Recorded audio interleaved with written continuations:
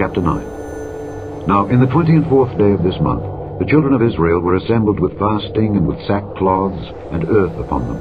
And the seed of Israel separated themselves from all strangers, and stood and confessed their sins and the iniquities of their fathers. And they stood up in their place, and read in the book of the law of the Lord their God 1/4 part of the day, and another 4th part they confessed, and worshipped the Lord their God.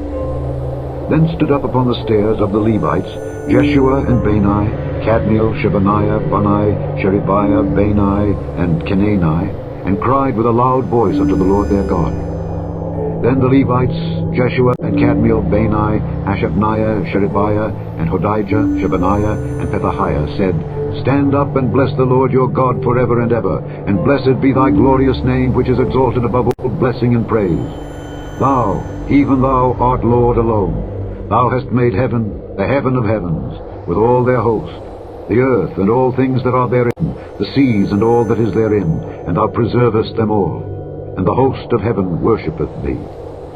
Thou art the Lord the God, who didst choose Abram, and broughtest him forth out of Ur of the Chaldees, and gavest him the name of Abraham, and foundest his heart faithful before thee, and madest a covenant with him, to give the land of the Canaanites, the Hittites, the Amorites, and the Perizzites, and the Jebusites, and the Girgashites, to give it, I say, to his seed, and hast performed thy words, for thou art righteous, and didst see the affliction of our fathers in Egypt, and heardest their cry by the Red Sea, and showedst signs and wonders upon Pharaoh, and on all his servants, and on all the people of his land.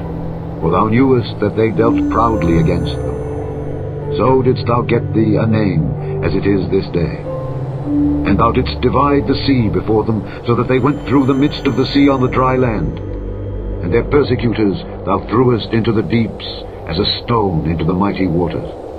Moreover, thou leddest them in the day by a cloudy pillar, and in the night by a pillar of fire, to give them light in the way wherein they should go.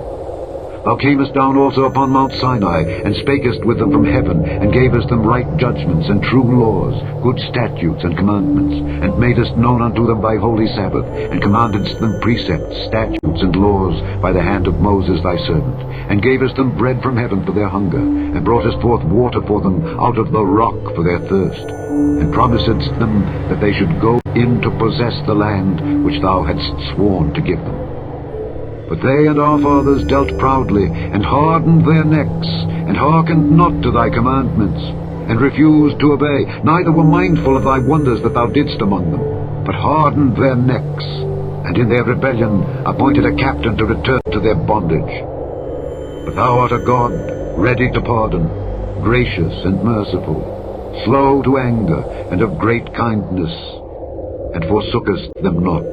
Yea, when they had made them a molten calf, and said, This is thy God that brought thee up out of Egypt, and had wrought great provocations, yet thou, in thy manifold mercies, forsookest them not in the wilderness. The pillar of the cloud departed not from them by day to lead them in the way, neither the pillar of fire by night to show them light and the way wherein they should go.